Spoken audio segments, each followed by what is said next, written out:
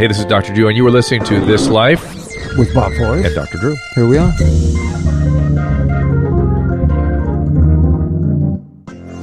Ladies and gentlemen, boys and girls, I've got a cold, but it still sounds exciting. Another episode of This Life with Dr. Drew and Bob. I really enjoyed the look on your face during that music. You're like, we're here, we're doing it. I can't believe I made it here. We are doing it. Couple of just mentions, as always, business to get out of the way. Please, everybody, check out doctor.com. We have a new, out of that opium series, we're going to create a series of podcasts where we do interviews and commentary after each chapter of the opiate book. Also, Midday Live, KBC. It's called Trickling. You're trickling. Yeah, trickling it out. Yeah, it's good. Because it's good stuff. And a lot of people are starting to look at the history of addiction now throughout human history, and it's timely to have that. Our Hydrolyte friends, click through on the doctor.com on the Hydrolyte banner and use that code DRW18. You get 30% off. Genotox, these are the guys that have Tox Protect that allow you to do a cheek swab to determine the accuracy of your urine toxicology, and you can't tamper with it, which is a really good way to go. Blood's a good way to go, too. I suppose it seems expensive. I don't trust drug addicts with the urine, but you know. But you got to know something, that things concentrate in the urine the way they don't in the blood. So you actually, really? Yeah, you can actually get, that's why we rely on the urine toxicology, because it's a better screen. Wait. I might have screwed up. Well, blood is more accurate. Oh, okay. But in terms of screening, the urine is better. We'll pick up more. I had this theory: if you blood test somebody twice a week, there's no way they can lie. There's like a 12-hour window. They can lie. Where they could lie. If they know what they're doing, they can figure it out. And then our friends at True Nitrogen. I take. Do drug addicts lie, by the way? To hear people talk about the disease of addiction today, that whole piece has been left out of the conversation. But let me just mention our friends at True Nitrogen, doctor.com/True Nitrogen. I take that product every day. Let's introduce our guest. Recovery? I will get to that. Newport Beach. All right, go ahead. It's in Orange County, right? Yep, I went and talked to them, and I'm pleased. I like them. But we'll talk about that later. But you've seen them also. You know about them. Yes, you can vouch. We love our sponsors. They are. We're so appreciative. It keeps the show going. Yeah. Even if we don't want to do it anymore, we still have to keep going. Because of our sponsors. No, we try to select people very carefully that we think are worthy of It's only the attention. second rehab I think we've had. It's only the second one. That's exactly right. And mine. And yours, so third, to be fair. But we try to be very, very careful with this stuff, and so we really appreciate you bearing with us. That's how we're able to keep doing these things. And again, we the things I say are actually things I mean about these products. Also, speaking of recovery, a lot of people were very curious how Bob feels about his rehab burning down during the fire. Oh, we can talk about it. It was quite a to-do. That might be a half an episode. Yeah, let's get the guy. I guarantee you that's something that's not going to happen to Milwaukee rehab. Well, why don't you introduce our guest? These are my buddies. These are the guys. I love these guys. I've been talking about them for a year. Yeah. It's the Don't Die Wisconsin guys. I went up there to Milwaukee, and they're just amazing. And let me introduce them in the way they claim the way they want to be introduced. Well, okay, let me try. Kevin Schaefer, intervention specialist. Yes. Patrick Reilly, counselor. Ryan Gorman, resident junkie. That's how they were presented. Here's how I would do it. That's how you were presented to me. I apologize if it was wrong. No, that's it. Kevin's also a drug counselor. Yeah. But hey, let me say this. The word junkie, which I love tossing and around. And he's a commie, too. He's awesome. He's the Bob incarnate of Milwaukee. but language is under attack today. Let me just start with this. Language is under attack. Yeah, you can't say junkie. Can't say junkie. Can't say addiction. And to me, I know of no more way to enhance stigma than to start to regulate language. But let's talk about words. So Ryan and I consider ourselves commies. Okay. That's what we were called our whole lives by our dads. Mm-hmm. You know, you went to college and you became a liberal. Mm-hmm. Now, progressive is the word you use instead of commie. Right. Like, well, you can say socialist now. It allows you to say socialist. From commie to liberal. Like progressive. A lot of stops in there. So yeah, it's just soulmates in Milwaukee is what it is. So Don't Die Wisconsin, dedicated to talking about addiction, much like our Dopey Boy friends in the East Coast. Yeah, right? they know Dave. Yeah, there's not two guys in Dopey anymore. There's only one. But they are still our Dopey guy friends. Yeah. One is you said plural. You said guys. It's just Dave. Okay. My bet is Dave will come up with somebody that will participate. Well, Artie Lang should do it, but I don't know if he's sober. I'm working on it. Not yet. I'm working on it. So let's talk about Wisconsin and the opiate crisis. What's going on? We're going down. Yeah, it's bad, right? Coming down in numbers. No, the death rate's going down. Oh, they made an impact. China just put a tighten the spigot on fentanyl today. But isn't it carfentanil too? But anyways, all fentanyl products. They've had all hands on deck. I was there. All hands on deck. All people. You know what I also think Wisconsin is? It's like Portugal. You know how you see, in Portugal they did this thing about drug treatment and it's working, right? Because there's only 3 million people there. Right. Milwaukee and the surrounding areas in the region there, it's these guys and like 8 other people that I met. Wow. Are serving that population. Jeez. And educating and getting the needle exchange and getting now they have these fentanyl testers. Good. Right? For the heroin. I mean, I don't know that I was that. I don't know that I'm that organized a junkie. I'd do my fentanyl test, but there are junkies like that. Dude, somebody told you they had HIV and you shared a needle with them. Yeah. You were that kind of junkie. You just get some hot water. But they've made a real impact, and Patrick owes me $20 because I said they would, and it has gone down. Yeah, well, That's so it's because of people like you that this thing is getting better, and it is getting better finally. I would argue that one of the other things they've done is scared the shit out of physicians, so they're now not prescribing the way they were. So the supply is being cut off. China's been cut off now for the fentanyl, but we still have a massive problem, right? Yes, and part of it, guys. I've been thinking a lot about this lately, and I don't have a fully formed theory or even an idea about this, but something is going on in our country that is predisposing to this. You and I talk about it a bit, Bob. Hopelessness and a lack of education. Loneliness, lack of connection, foolishness, family decay, spiritual emptiness. Can you guys have any hints at what's at the core of all that? Oof, that's a big question. Yeah. It's not in Milwaukee, but it is in the regions outside because they go out and just meet people at McDonald's parking lot. Well, that's the point. They provide connection, and that's why they have success. But why the languishing before you guys come in as a fire squad? I think it is a lack of connection. I mean, I go to I don't believe there's any drug culture nowadays, especially with the so-called millennials. Like they're banging in their, in a Taco Bell bathroom by themselves, or their bedroom, in their mom's house. Yeah, their bedroom, their basement. Yeah, and so I think that's why we see a lot higher death rate is just that being alone and using versus I think the days when Bob and Ryan and other people were running with a crew, with a tribe. It was Bob and Courtney in a bus at MacArthur Park. That was the scene. Courtney will look out for you. I'll tell you that. I mean, you told me. But that's certainly part of it. But it's a recapitulation of something they're already experiencing, right? Is it their families are destroyed? Is it they don't have purpose? I can't get at the core. Well, you got great grandmothers raising their children. Yeah, you know what I mean. So somehow the decay of our society is it the family decay? That was where addiction rose up out. And by the way, some of the family stuff is not decay, but overparenting. We're getting it wrong on both sides. Sure. Well, when you have economic, here's what I saw. Not in Wisconsin because I didn't go outside of Milwaukee, but in West Virginia I was. God, who would? I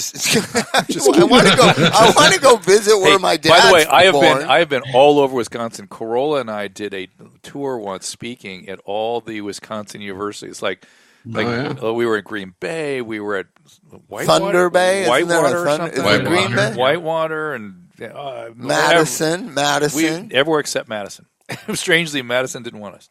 It was interesting, yeah. Too progressive. Yeah. Super progressive. I think we weren't progressive but enough in West Virginia, look at this. I'm not kidding. I think that's what Look it was. what happens in West Virginia. And it's similar to what happened in the inner city in the 70s and 80s. You never move out of your parents' house. Millennials in general don't. Then you've got 3 generations living in one house, right? And grandma, who's like in her mid-50s, starts going to the doctor and getting pills. Oh, yeah. And then that's what's going on. You're talking about 3 generations of addicts. in their teens and early 20s, in their late 30s and early 40s, and in their 50s and late 50s. I hear you, but still, that's too just so for me. They're all living in the same house. That's a meshment. But that should be good, right? With it shouldn't. No, there was a time, gentlemen, riddle me this. I remember 23 years ago, people going, well, in Japan, they all live in them. They're multi-generational, take care of each other. They don't put their elderly in the nursing home. They all live together. So how can that itself be the core problem? What do you guys think the problem that was happening in Wisconsin was? What identifying things? Doctors? Drew's big on doctors. Well, they were the suppliers. Yeah, Why? I mean, there's a ton of hopelessness. I mean, my inner socialist wants to say that it has to do with wage stagnation. It has to do with, I'm serious. No, he's that right. it has to do with just a shitty outlook. But you I know? think he's You have a shitty outlook on what's happening. GM plants close here. Yeah. Master lock, and what are you going to do? But what are you going to do? Dad's is working his ass off his whole life, and then he's home all the time. I absolutely think that's a piece of it. Is there a way other than socialism to inspire? No, I'm just asking because I'm just wondering. I always wonder: is there a way? Because what people need, it seems to me, is inspiration and purpose. And I'm not sure socialism gives them that. No. I'm not advocating that socialism is the answer to that. I'm just saying that, I think that that's a huge part of it. The working class has just been shit on in this country for generations. Yeah. 4, 5, 6 generations. And so how do we fix that? Because if you don't fix the core issues of it, the getting people off drugs does give them hope. Here's another thing that's interesting.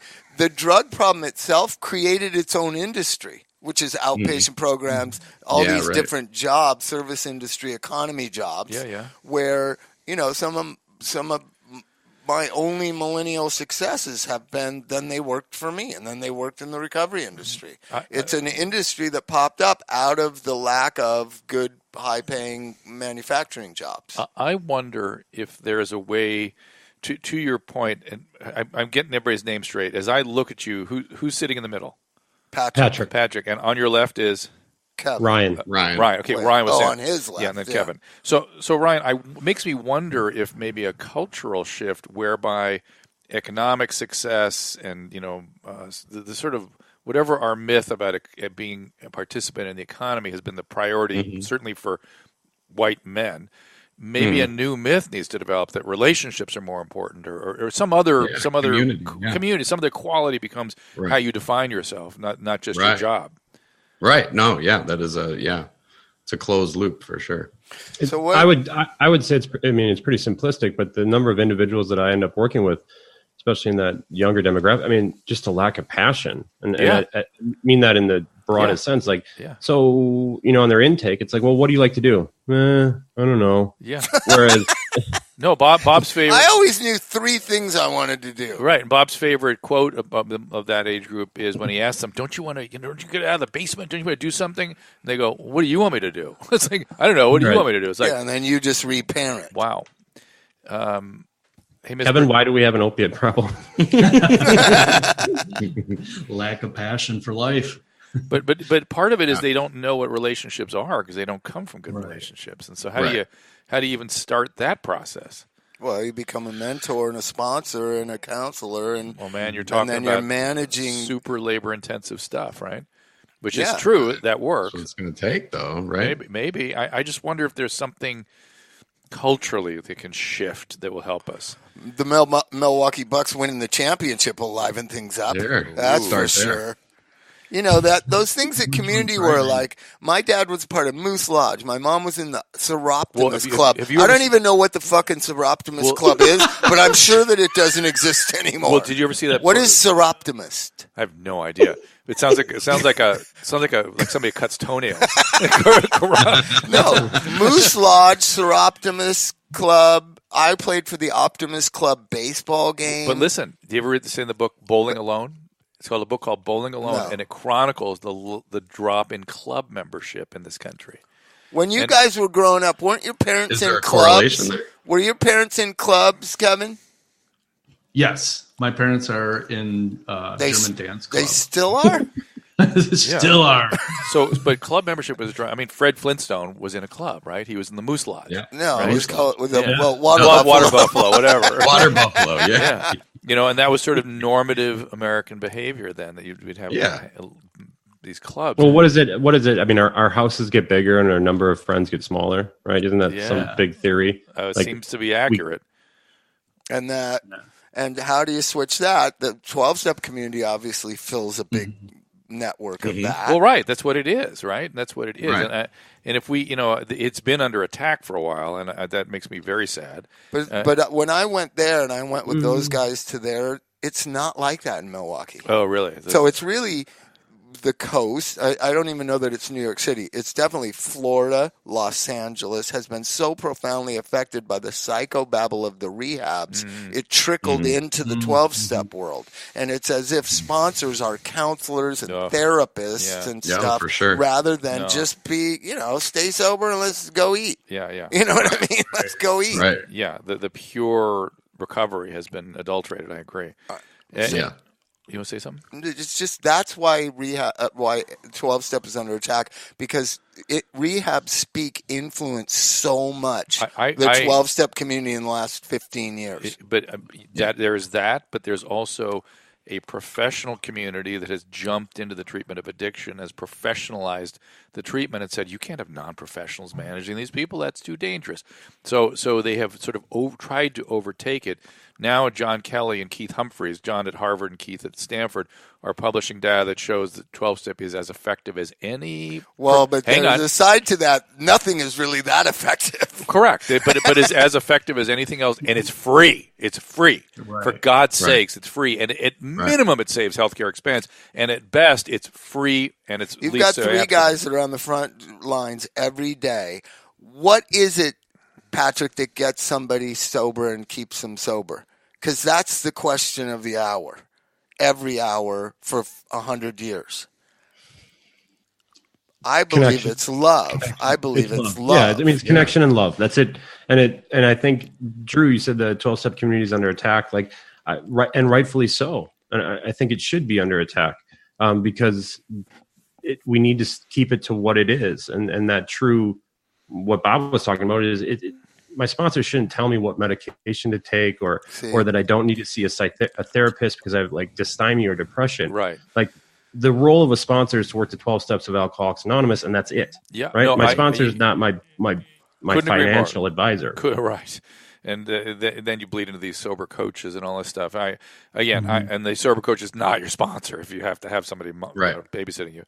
But there's again, blurred lines are the issue, and I agree with that. But there's been a huge attack on 12-step as it's sort of some sort of cult. It's a religious cult.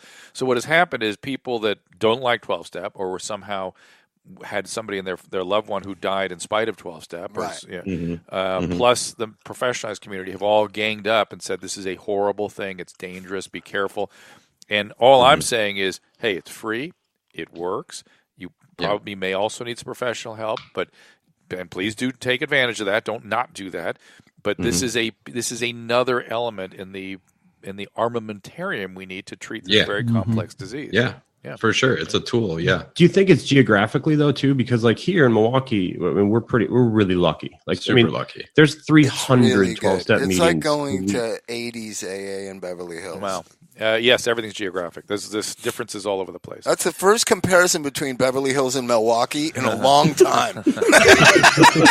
Your 12-step is like Beverly Hills. No, Beverly Hills 12-step in the 80s was the best. Sure. Interesting. West LA, Beverly Hills, Pasadena Santa Monica. was pretty good. Pasadena was good too. Susan, what's that? It's really good too. New York has a very good recovery. Think about New York. It's transient though. To some extent, which makes it difficult to form a community. And I would argue downtown they are no bullshit down there. Yeah. I believe that. Yeah. I believe that. I had some friends that lived in Manhattan or lived in Brooklyn that said that you couldn't really get to know anybody because people were always moving around. That makes sense. Susan, any questions on Browse is high? Oh my God! Who does? My old executive producer from Dr. Show's he's watching. He's a lot of people are watching. Somebody asked. Remember Bert? Little Rosalie. Yeah, Bert. Yeah. Okay. Little Rosalie asked, "Does rehab at 10 grand for 30 days sound right?" 10,000 for 30 days. That's a good price. That's not a bad price. It's not a bad price. But here's the deal. Plus insurance?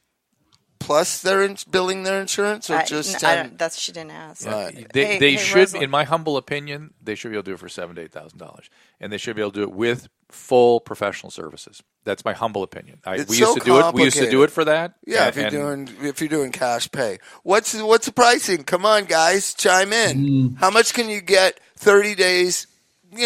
Pretty good drug treatment in Milwaukee or in Wisconsin for $5,700. $5,700. Good. That's amazing. So Look at how he 10,000 is shot not that price back. I'm the LA guy. Well, it depends. Well, insurance, $5,000. Milwaukee's is like $5,700. You got it? Can you come from out of state and do that? Yeah, can they come there?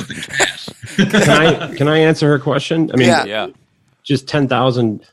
I would tell her she's got to know somebody that's in recovery in like her community and call that person and ask where they went versus like going on Google or calling. Yeah, don't Google. How do you guys feel about this? I sometimes tell people, go to a 12-step meeting, raise your hand, get some numbers, and then start asking around where they think good treatment is. Does that sound like awesome? Yeah, totally. Perfect. For sure. Yeah. You'll end up at cry help every time. Good. That's good treatment, dude. That's really good. That's great treatment. Yeah. Not to millennials. It's not. Oh, yeah, well. Somebody said, where? 5,700? Milwaukee, baby. Milwaukee. Yeah, what's the name of the place? What's the name of the place, Kevin? Nova in Oshkosh. Oshkosh, Wisconsin. By God. And you can get a job at the factory that makes the pants? What does it make there now?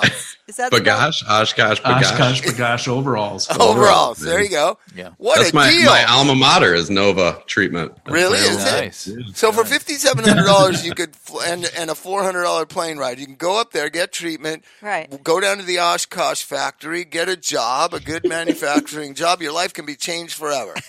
Yep. Yeah. Bring a jacket. That's the thing that sobriety used to be. It was when you had run all options off the table and you were just willing to take a chance on sobriety and wherever it led. There's another thing that all options aren't off the table because people live at their parents' house and the parents will put up with it forever. Well, but that seems to be the issue, right? Is that either there's no connection or there is no sort of attempt to swim in the world, to get by in the world. Right. One or the other. Those are the so two. In addition to Nova, so they come into Nova, and what Nova has done is then created sober living, and this is kind of a plug for Nova. Yeah, fuck it. Yeah, plug them. So if I got the commie sober, you got to plug them. Yeah, exactly. But in addition to that, they have the sober living, and they have partnered with a manufacturing company called First Step. Is that right? Where that when they come out of treatment and they go into sober living, they can get a job at Listen to that. manufacturing place. Drew was No, listening I heard to it. something. I know, Did you hear? I did. They get you a job in outpatient. Yes, that's why I like True Recovery. They do the same thing. They have vocational rehab. Right. So. That's Right. amazing. And so in the morning, they gather up and they read something maybe out of the big book or NA book, and then they go to their separate little locations and do their job. And how do they organize? It's all recovery based. The first thing on their application is a question called, "What are you doing for your recovery?" Nothing. That's That's most of them are doing.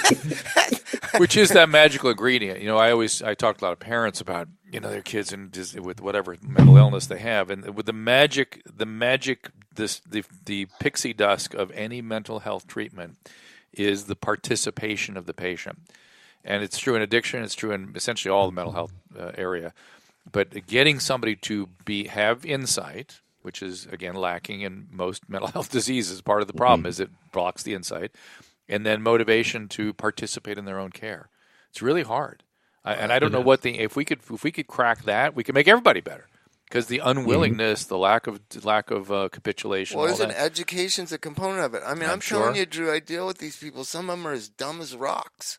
There was never anybody as stupid as the kids I've met in the last 10 years when I was a kid. Well, there is not. That's going to make a strong connection to those kids, Bob. Way to go. Our education system is broken. Wow, that's another problem. Yeah, that's a huge problem for sure. I think, one of the things that I've run into, because you had mentioned that I'm an interventionist, and sometimes I do that. But the first question I always ask is the individual willing to go and get help. Right. Generally speaking, no, they're not. Right. So really the intervention for me then is on the parents and the loved ones and educating them and changing how they approach that individual. Yeah. Flush Getting them out. into therapy and changing, their language. No, 100%. I would say it's Kevin, right? Am I talking to Kevin? Yeah, Kevin. I'm trying to get his name. 100%, Kevin. What I always tell the family is that when I'm beginning the conversation is you're dancing with them, patient. You're dancing with the disease. We have to get you off the dance floor. And the only way I know to do that is with Al-Anon and a therapist and all these support systems. And I always tell them, I almost never go in a room alone with a drug addict because it's an interpersonal disease. It will dance with you no matter how skilled you are. Right.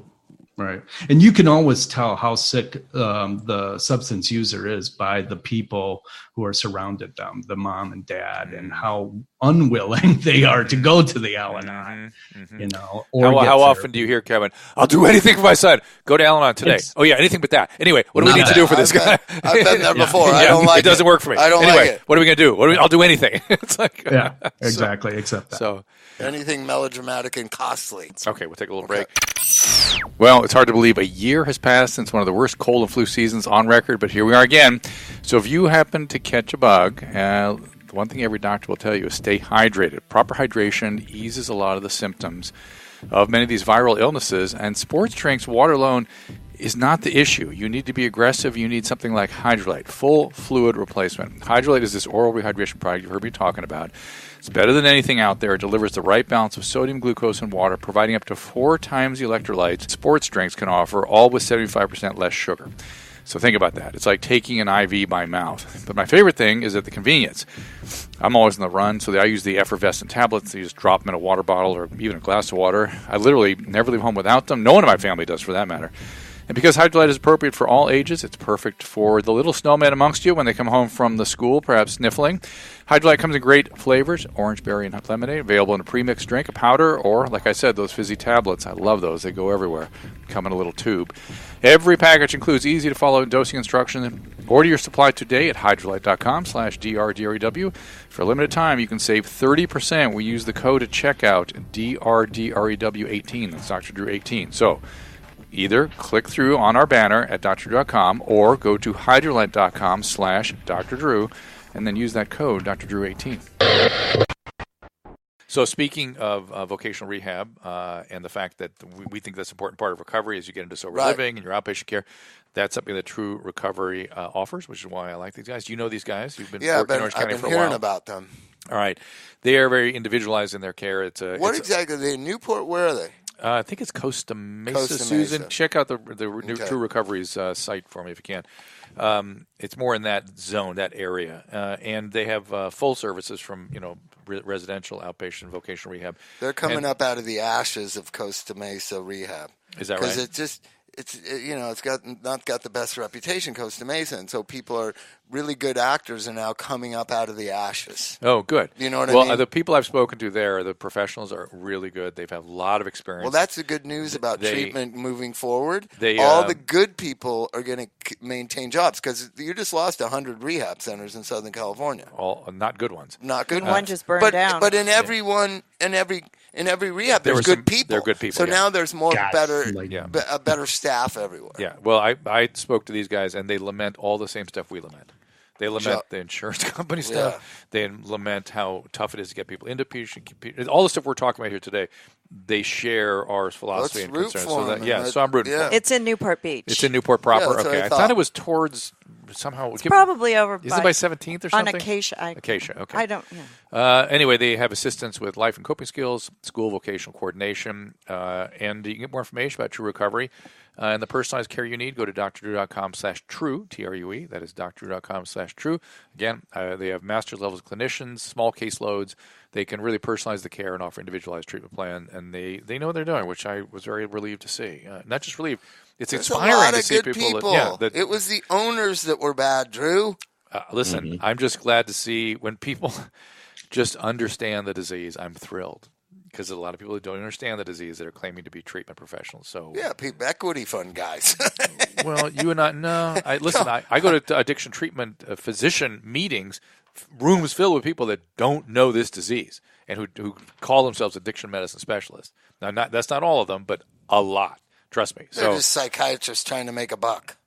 Great. You're making my case for me, aren't you? So I'm optimistic about the future All of right. treatment. Good. That's good. And I like that. let's just touch. These guys are so great when Aloe burned down. And Tell us about that. What happened? So every treatment center in Malibu burned to the ground. It was like, Oh, really? It was like a firestorm, like 30 feet tall, a wave. But I didn't of realize fire. that. But you happened to be where all the treatment centers were. All treatment centers are kind of up north of the pier, right? Yeah. So Creative Care and Cliffside and Aloe and Did Cliffside burn down? Passages. Yeah, Cliffside. Passages? All of that. Passages, too. Passages too. Oy. So you know, What's the we're matter, just Drew? huh? Okay. What? He's happy that some of them burned.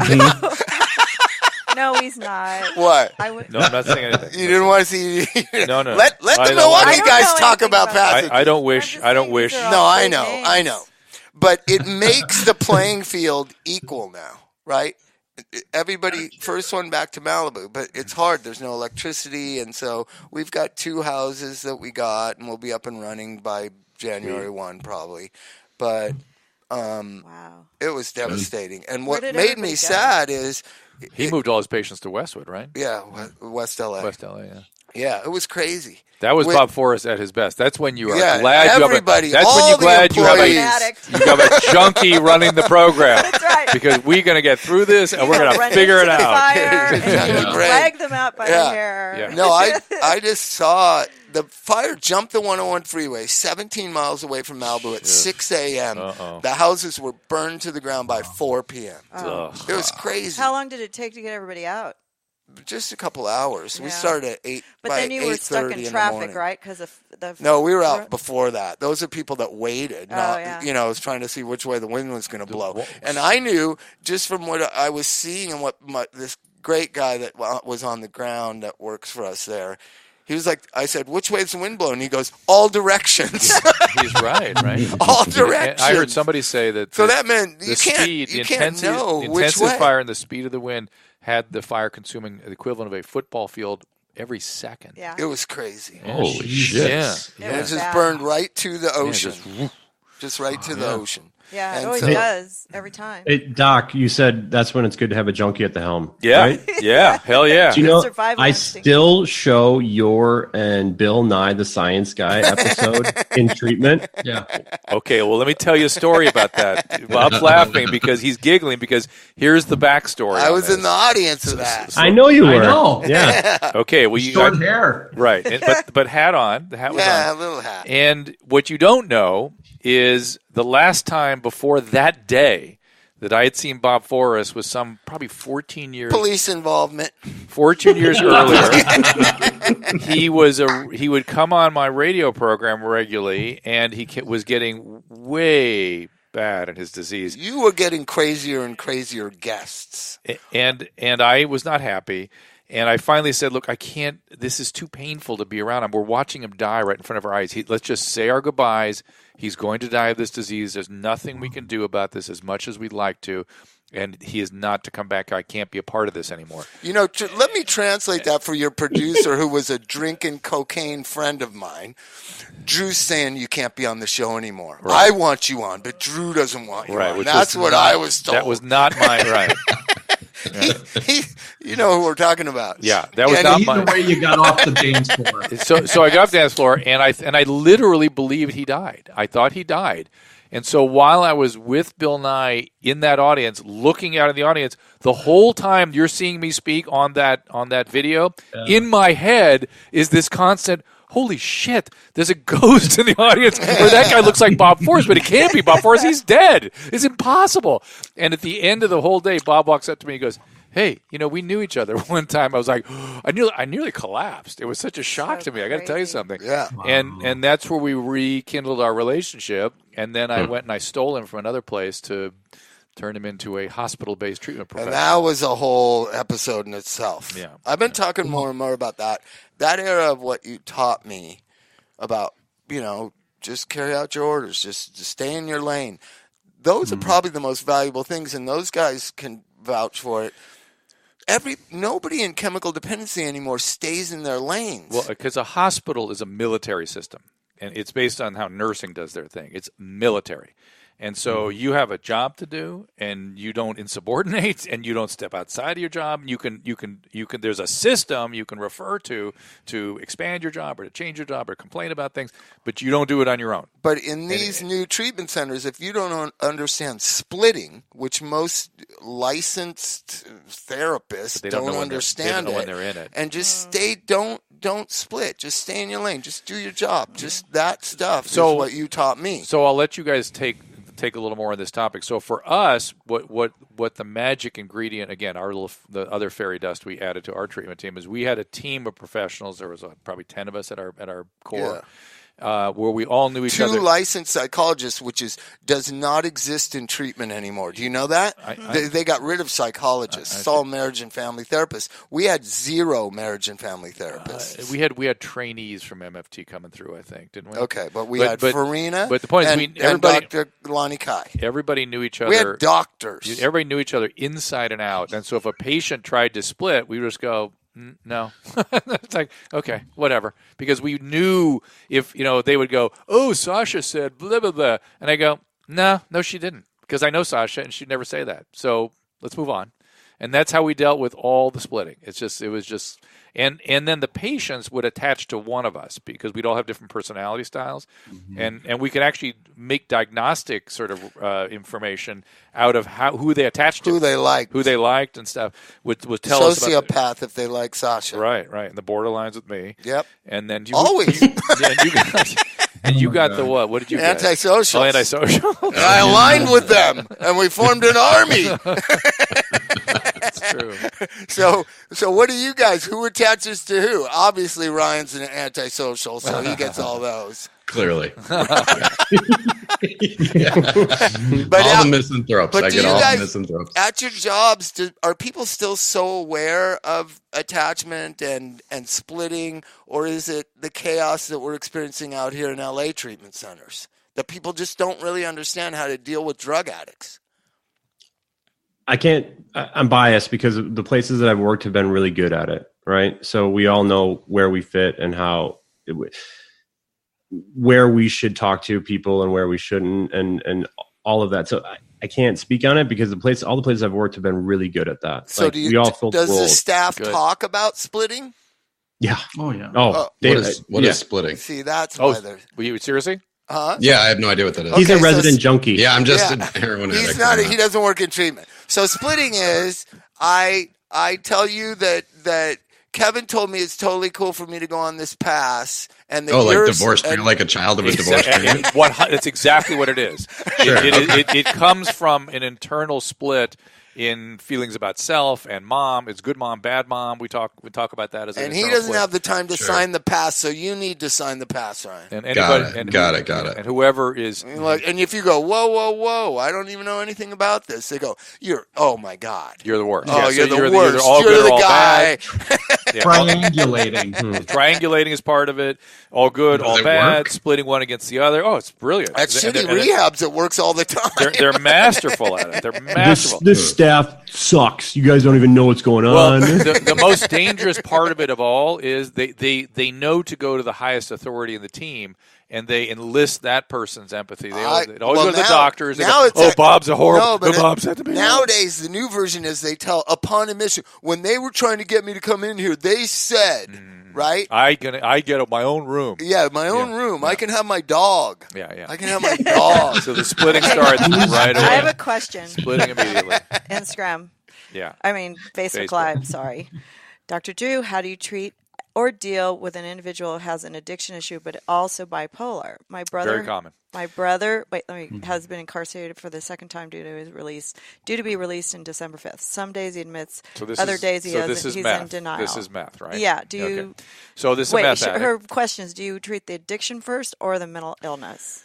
Well, it's sort of a loaded. It's easy to treat the He's mental also illness. from the U.S. Air Force, so here's the deal. They make too big a deal Don't about give him a taking gun. medicine. Don't let him have a gun. Okay, please. so here's Please. the deal.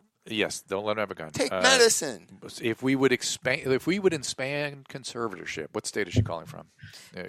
Too much To to make ask. him take his I don't meds? have that. If To we- make him if- take his We meds? could Oh, yeah. expand conservatorship. If we could expand gravely disabled a little bit, we could take a guy like that, stabilize him against his will, and then and when he wakes up and has insight again, he'll be pissed, first of all, that somebody didn't do that sooner. And secondly, then you can begin to enlist him in his treatment. So it's pretty impossible to treat somebody that's psychotic. So obviously you've got to get that stabilized first. There's a lot of controversy about what in what order. That's kind of the art of addiction treatment and mental health treatment. Generally speaking, the addiction needs to be the focus of care. And that sounds like it's the primary problem in any event. But to not treat psychiatric symptomatology, whether it is a separate problem or caused by the drugs, to not treat it makes recovery very difficult, if not impossible. So you treat both. And these are the guys that go and get a gun and shoot a bunch of people Yes, in it. or they also end up on the street taking bikes apart and things on the sidewalk. And meth makes you take things apart. You take everything. The cops are always asking me, why are they taking stuff apart on the sidewalk? I think she said cocaine. Trust me, it's meth. Well, yeah, it's cheaper. If they're vacuuming their front lawn, it's meth. Gotta get the snow out of there. Yeah, she said alcohol, pot, and cocaine. That's how to stop the forest fires, is to vacuum your front lawn. Yeah, that's really going to help And us. please find out if he has a gun and make sure somebody takes it away from him. You're really Because- focused on this gun. No, Well, she's right. I'm tired of these. She's right. These people with guns who have mental illness that are killing people. Yep. It's just And then- everybody should not have their gun taken away. Just the people. Well, who here's shouldn't another thing. have- Let's talk real quickly about that then. Yeah. The Florida guy, he wasn't a gun guy, but he was the one that sent the bombs. That family was finally doing the right thing with him. But when you've done the wrong thing, I don't know if you read about it. He's No, got a which one is history of this? steroid abuse and mental illness Okay. and addiction, Okay. and his family finally said, "Enough is enough. Get out of here." Yeah. And he had been living in his van for like 6 to 8 months, right? Yeah. Oh, that He's guy in does- his 40s. Yeah. They should have said that in his 20s. Yeah. You understand what I'm saying? Yes, I do. So he had no way of functioning in the real world. Living in his van, how he made all those bombs living in his van is kind of Crazy, shows that he's yeah. got some know-how. Yeah. But it's boundaries, and when you're dealing with this complicated a case, like that age that that her brother is, lifelong history of substance use disorder, lifelong history of mental illness, and you just do what you and I would say to do: cut them off, have some boundaries, blah blah. You a can sponsor. create that. Yeah. That I don't care anymore. You have to be very careful about it in the 30s and 40s. Do you understand what I'm saying? I don't understand the final point you're making. Where they can't live in well, you have to understand how dangerous. You have to assess the person. Yeah, it gets very dangerous. To say It's whether a you red can flag. cut them off and kick them out. Yes. It Right? can get very dangerous. Because I believe in the Florida guy. If the mother hadn't cut him off and kicked him out, he never would have done that. Right. He would have just meandered along and died in his mom's house basement. right? Yeah, but also report things when they happen. The cops don't do anything. I know that's the other problem. problem. That's where the problem The is. cops' hands are tied. It's your nirvana, Bob. Huh? The cops. It's your nirvana. The cops have no power. The cops have no power, Ryan. We can take Finally. over. No, they don't. and It's true. the Air Force should be taking care of it too. Yes, like they this should. guy was in the Air Force. They should have social services the VA, yes. or the VA or people. I that would come in enlist the VA's help in that one. Or wounded warriors. There should be a How place many? you can Hey, report. you guys. How much of a percentage of veterans are you seeing in your treatment centers? Not very many. No. Really? Little. Our VA here is gigantic. It's like a hub. It does really, really good work.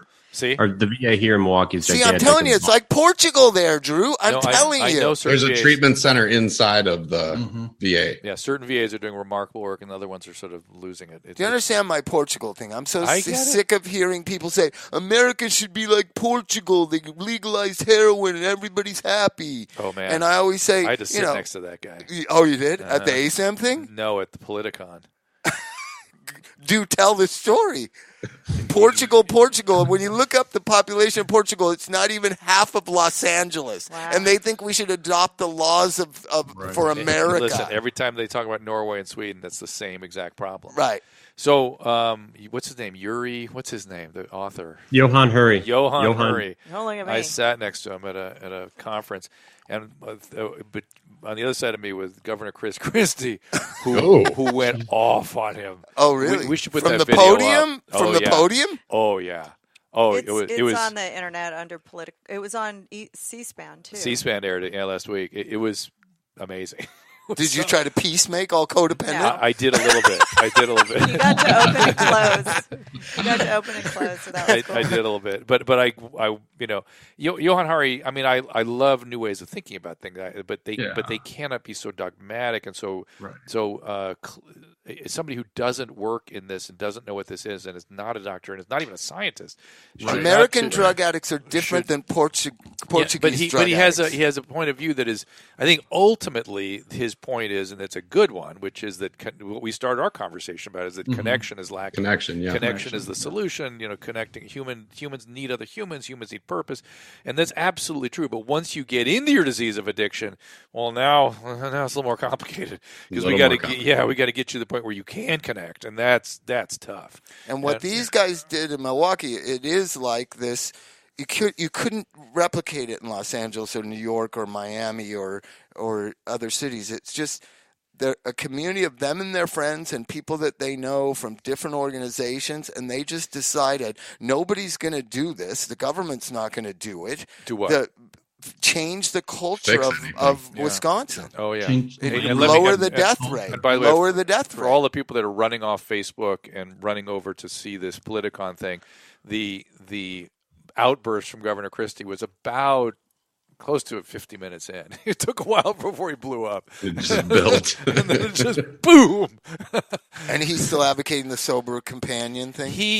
No, you know what he said? He goes, look, when I was governor, I had lost family members. I have lost friends. It's a serious problem. I went out to treatment centers all over the state, and I said, what do you need from the state? What can we do? How does this work? And he did it hundreds of times, and he came away with an understanding of how addiction works, how recovery works, and how the treatment process works. And he wants that to be helped. That's all. Very simple. So wants to be helpful. And he needs it to be a year. That's the Band-Aid. How long is treatment in Milwaukee nowadays? 6 months? 28 days with aftercare. I know. How long is the aftercare? The aftercare is the key. Anywhere like 6 months, 9 months, right? Yeah, usually people that come by me have been in inpatient somewhere for at least 30 to 60 days, and then usually another 90, if not 120 by me, and then to sober living. That's great. So see, that's why you're having the success you're having. Let's do a few minutes on the podcast. What do people learn there? What do you want them to tune in for? Oh boy. So Don't Die Wisconsin is a podcast focused. No, I'm not going to read it. It's more like Dopey than it is like This Life. I can tell you. And I like that. No, it's kind of it's a little bit of both, maybe.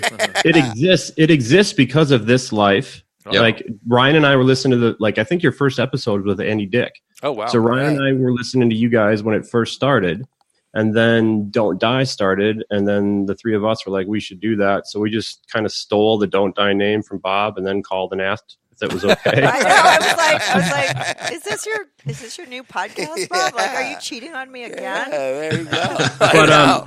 But what we really do is we bring in guests. We had like Amy Dresner on and stuff like that. But we just come together and we talk about what's on our minds, what we see in our local recovery community. We've had a big impact, I think, on educating the 12-step community on kind of like harm reduction and MAT, and that basically our tagline is like, don't die, and we'll figure out the rest later. Right. What is the evolution? What is the evolution of you three guys about Suboxone? Because I know I was very much against it. Then I was like, well, in certain instances, and now I'm very much for it properly used. Right? That was an evolution of thought over 5, 6, 7 years. Mm-hmm. Right? You too, right? You too. He's not as evolved as I am. No, listen. No. Proper. I've always felt that there should be no limit to the range of things that we can do to help somebody recover from addiction. I have two concerns. One is we've not figured out yet what the right treatment is for the particular. We don't know which patients get which treatment yet. We really are not good at that yet. Kevin's big thing is case management. Yeah, they're giving MAT to everybody. It's like, how about naltrexone, implantable naltrexone for some of these guys? That guy that's happens to be a social worker who got going with Norco, let's put him on an implantable naltrexone and send him to meetings. He knows what to do. As opposed to stringing him out on buprenorphine, maybe that's not a great thing for him. Right. I'm just saying that we don't do that enough, number one. And then number two, the reason Bob is sort of used to me harping on it is I couldn't run a treatment program where there was opiates and benzodiazepines at the nursing station. I couldn't do it because the patients would all just spiral like maniacs. Oh, why can't I get this? Why don't I have that? He has Klonopin. He has Bob. Why can't I? I said, finally, I just made a decision. I said, okay, you want that stuff? You go to the psychiatric unit. This is an abstinence-based treatment program. That's it. Period. And it let me run the program. I couldn't run it with opiates. And the first conversations, guys, we had with this is when Malibu started, we were partners, and we were not, we were at 50% occupancy. Right. And we were getting our nursing staff pulled and all this kind of stuff. And I said, Drew, we got to start using Suboxone. And he was like, no way, not on this unit. And that, and I was just reacting to trying to keep everybody's jobs. I just knew that this is a new drug that every drug addict wants. Yeah, I was fine with that, but I didn't, because plus it was the way our unit was laid out, too. The patients were always around the nursing station. Yeah, they always see what everybody's taking. And so it was. Is that how it is now? Do your clients know who's taking the Suboxone? Only if they tell each other. Yeah. Which they come in the office and you shut the door? Yeah. Oh, maybe we should have shut the door. We had windows. There was windows all the way around, remember? So were you guys always for Suboxone, or you were against it and then evolved? No. Right. If you start educate myself. If you start on episode 1 of our podcast and go to all the way to the end, you can hear the evolution of Ryan's education on it, and it's pretty cool. The commie was against the man. Yeah, he was against the man. Imagine that. Yeah. Because I don't work in treatment or anything, so I sponsor people often, especially then that were strung out on this shit, and I was just like, I can't work with. Yeah, you. We got to figure that out. That definitely. Drew's right. We haven't discussed what that sponsorship role is with somebody who's on 8 milligrams of Suboxone. Are they sober? Are they not? The simple answer to that question. They should have goals. They are in recovery, but they are not sober, is what I say. Okay. They are in recovery, but they are not sober. I don't want them. And what I say is, I don't fucking care. Right. I don't care. I'll take you through it until you can't do it anymore, or something changes. That's right. It's not my issue to control what you're doing. The last thing that any of the 5 of us want to do is make somebody feel stigmatized because they're on replacement therapy. It's the worst possible outcome of that. Or, like you said, you don't want to control people because addicts already feel like that's what the goal is. Like we're trying to control somebody. Which is like the last role that a sponsor should take. Oh, my God, yes. I find that comical when addicts retreat to that. You're trying to control me, man. It's like, okay, no. I would say they are completely in recovery. And they know. Because, here's the difference, Bob. If I'm taking what I'm supposed to take, like 4 8 milligrams, that's one thing. If I'm getting 32 milligrams a day and like a script for 90 Xanax a day, also, you're zonked out. I'm zonked out, then I know I'm not in recovery.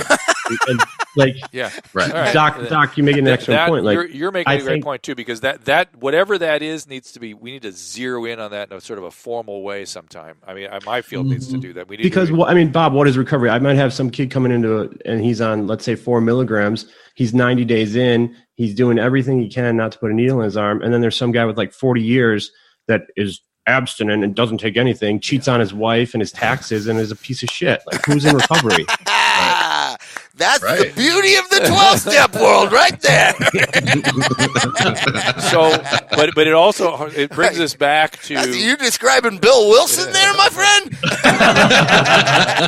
But it brings us back to... Yeah, you got to drop the acid at some point. The core thing here, which is that people need to be encouraged to lead a certain kind of life.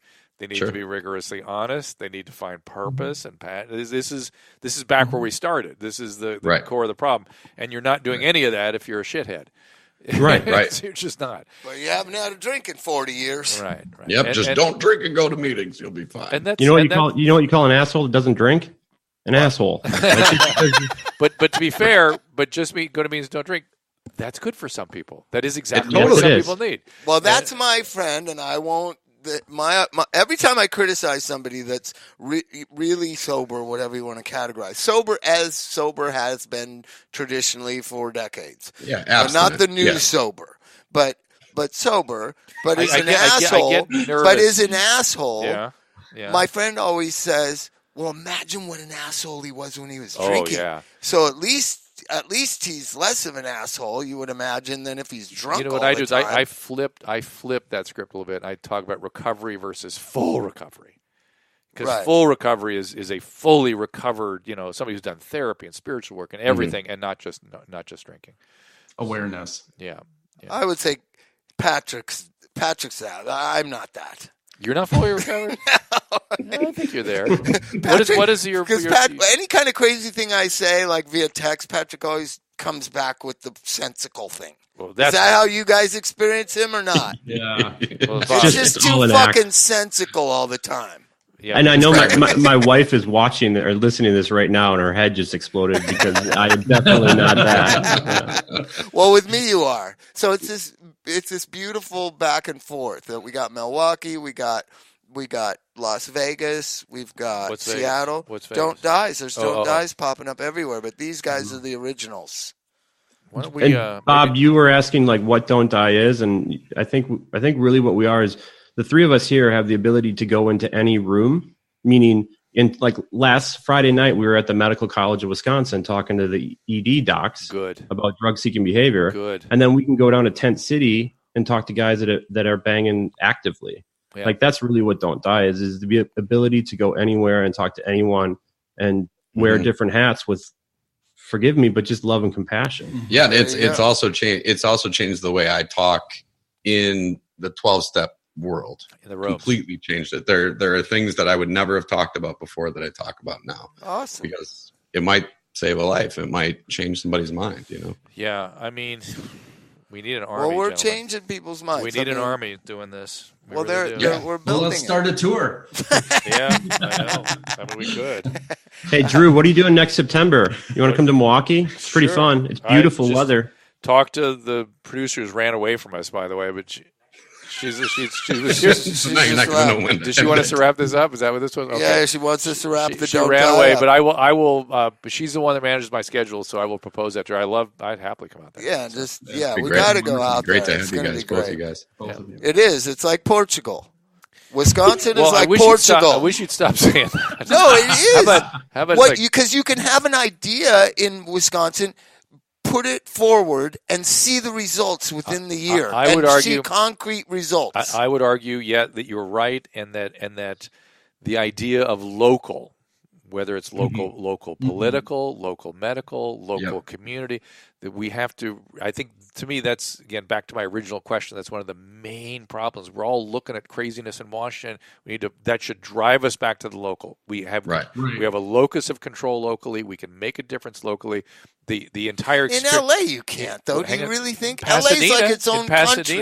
In Pasadena you can't. Can't you go neighborhood by neighborhood? Yeah, right. You, get little or meeting by meeting, whatever. But Alexis de Tocqueville in 1835 said that the reason democracy works in America is because we become accustomed to the local practice of democracy. In our schoolroom, we elect people. In our local, governments, we elect people. The local practice is why we survived this 250 years. But we need to broaden that out to our interpersonal functioning and our psychological well-being as well.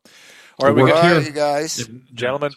Thank you for being here. We appreciate it very, very much. And thank you guys. The Midwest, really the nicest people on earth. The Midwest. Just drop a line down from where these guys live, and you go all the way down to Nashville. Everybody's just the nicest people down there. So thank you for being there. Thank you for doing this, gentlemen. We appreciate it, and thank you for joining us today. Don't Die, Wisconsin. Check out their podcast, and we all appreciate iTunes, anywhere else you get your podcast, check it out there. And thank you, folks, on Facebook, and we'll see everybody next time. Talk to you soon, guys. Bye-bye. See you guys. Thanks. All right, that's about it for this episode of This Life. Check us out at KBC in Lawrence Savon, 790 Midday Live Talk Radio, Monday to Friday. You can also tune in every day live via the magic of the internet at kbc.com. If you miss it, we've made it simple for you to find all the shows at drdrew.com, the Adam and Dr. Drew podcast, the Sing What I Do By Myself, Dr. Drew podcast, This Life, of course, with Bob, Swole Patrol, Mike Cantho at his new health and fitness podcast. You can find us on Twitter at This Life Podcast, at Dr. Drew, Derry W, at Rehab Bob Forrest, and of course, our lovely producer at First Lady of Love. I think I know who that is. If you love this show, please subscribe and tell a friend. We appreciate it when you do. We'd love to hear your feedback as well. Send us a message. Join the email list at drdraw.com/contact. You'll also get a weekly email from us on that. While you're at it, at drdrew.com, please support our sponsors by clicking through the banners. We only advertise products that I can get behind. So thank you for supporting them, those that support us. And thank you for listening. We'll see you next time.